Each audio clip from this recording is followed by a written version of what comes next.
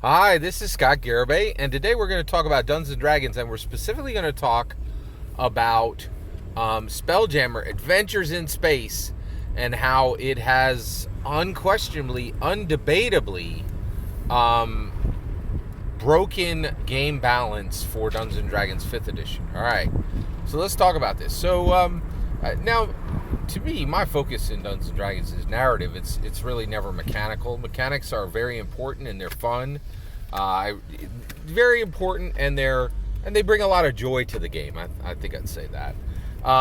And there are also the rules of Dungeons and Dragons are critically important to it being a strong narrative engine, right? And the reason why is it puts limitations on both the experiencer, the Dungeons and Dragons players, and on the primary creator, the dungeon master, the artist, right? And then of course you have your dice fate itself interrupting both the experiencer and the artist, right? So it's very important that it's there, okay? So that the rules are there. So we've reached a turning point in 5th edition, right? And that is, I think in Strixhaven, this started in Strixhaven, but I don't think it was. But Strixhaven brought forward, it wasn't a pattern, it was an instance, right? And so one book isn't going to break all of the game balance of Dungeons and Dragons, but we've got a second book that is doing something that is fundamentally breaking game balance. All right, so let's talk about it. What is it? Well, Strixhaven started this. The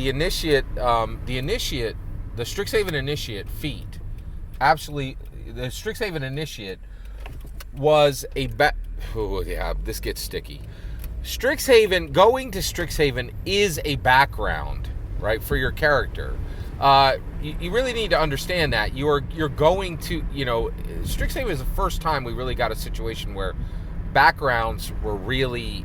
Strixhaven itself is a background for your character, right? You're starting as a student, and even though it takes you to 10th level, it's essentially attending Strixhaven functions as a background, and that background came with a very distinct feat, which was the Strixhaven Initiate, which was a very powerful feat that gave magic spells, right?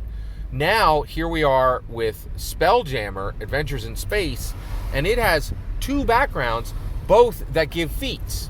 Now here's the issue. Feats are so important and so powerful that all the backgrounds that came before Strixhaven and before Spelljammer Adventures in Space, although you'd have to be a fool to even consider taking any of those backgrounds.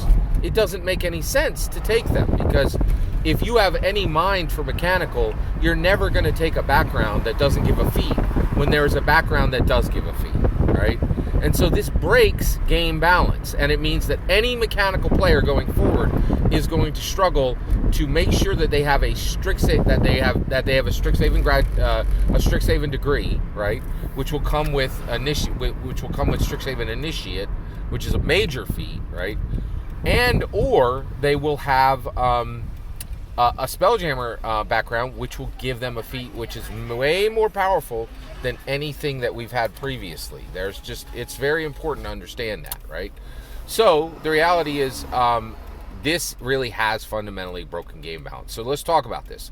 Is this a problem? It's a problem. It's a problem primarily for people who care more about the mechanics of Dungeons & Dragons than the narrative value of Dungeons & Dragons.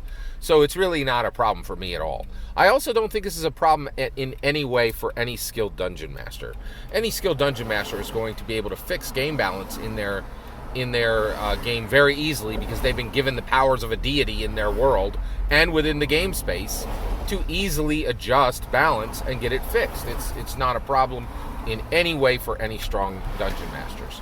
But for new dungeon masters, or for non-confident dungeon masters, which are rare but they do happen, it's certainly not optimal, but you will encounter them every now and then. This is going to be a major problem, right? So should Wizards of the Coast have done this, right? Absolutely, yes. And the reason why is Dungeons & Dragons 5th edition is getting long in the tooth, man. You gotta put up some juice, right? You need some bite with these books. People want, and actually Wizards of the Coast knows this, right? Because they produce Magic the Gathering, right? And when you get a well-balanced set with no cards that break right? People don't want it, right? Like they're like, where's the game-breaking stuff, right? And that's what people love, right? And so power creep is here, and Wizards of the Coast needs to make the game exciting, and I think they made the right choice, right? Let the skilled dungeon masters handle this easily at their table, and let people be excited about new content that's more powerful than the old content. Power creep is dangerous, but the reality is once you go, we're going on like 9 years of 5th edition being out. You got to make some choices. I think they made the right choices. What do you think? Do you think that they should not be making feats? They should not be making backgrounds with feats? Or do you think this is the right choice? I'd love to hear your thoughts. Let me know in the comments below. Please consider liking and subscribing, and have a wonderful millennium.